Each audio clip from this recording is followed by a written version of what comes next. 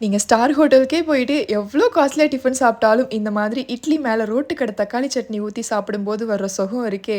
அடடடடா! சீரியஸ்லி சொல்றேங்க. வேற லெவல் டேஸ்ட்டா இருக்கும். செய்யறது அவ்ளோ ஈஸி. எப்படி செய்யறதுன்னு பார்த்துருவோமா? 4, 5 வரமிளகாவ சுடு தண்ணீல ஒரு 5 நிமிஷம் ஊற வச்சுக்கோங்க. இப்போ ஒரு மிக்ஸர் ஜார்ல பெரிய வெங்காயத்துல பாதி அளவு, 4 பல்லு பூண்டு, நல்ல பழுத்த 3 நாட்டு தக்காளி, ஊற வச்ச மொளகா, தேவையான அளவுக்கு உப்பு சேர்த்து நல்லா ஃபைன் பேஸ்ட்டா அரைச்சுட்டு எடுத்துட்டு வந்துக்கோங்க. கடாயில 1 டேபிள் ஸ்பூன் எண்ணெய் சேர்த்துட்டு கடுகு, உளுந்து, கருவேப்பில போட்டு பொரிஞ்சு வந்ததுக்கு அப்புறமா அரைச்ச தக்காளி பேஸ்ட்டு, மிக்ஸி ஜார் லஸ்ன தண்ணி மட்டும் சேர்த்துட்டு மிக்ஸ் பண்ணி மூடி போட்டு வேக விட்டுருங்க. ஒரு 3 நிமிஷம் மட்டும் மீடியம் ஃப்ளேம்ல வச்சு கொதிக்க வச்சதுக்கு அப்புறமா தாராளமா தண்ணி சேர்த்துக்கோங்க. 5 நிமிஷத்துக்கு நல்லா ஹை ஃப்ளேம்ல கொதிக்க வச்சதுக்கு அப்புறமா நம்ம சீக்ரெட் இன்கிரிடியன்ட் ஆட் பண்ண போறோம். அதுதான் இட்லி மாவு. ஒரு கரண்டி ஆட் பண்ணிட்டு நல்லா மிக்ஸ் பண்ணி விட்டுட்டு மறுபடியும் மூடி போட்டு ஒரு 5 மினிட்ஸ்க்கு கொதிக்க விட்டுக்கோங்க. ஃபைனலா ரெடி ஆனதுக்கு அப்புறமா கொத்தமல்லி தழை தூவிட்டு கேஸ் ஆஃப் பண்ணிட்டீங்கன்னா சூப்பர் டேஸ்டியான ரோட்டு கடை தக்காளி சட்னி ரெடி. இட்லியே பிடிக்காதுன்னு சொல்றவங்களுக்கு கூட இட்லி மேல தாராளமா அந்த ரோட்டு கடை தக்காளி சட்னியை மட்டும் ஊத்தி கொடுத்து பாருங்க. எக்ஸ்ட்ரா இட்லி உள்ள இறங்கும். அம்பிட்டு ருசியா இருக்கும். கண்டிப்பா ட்ரை பண்ணி பாருங்க.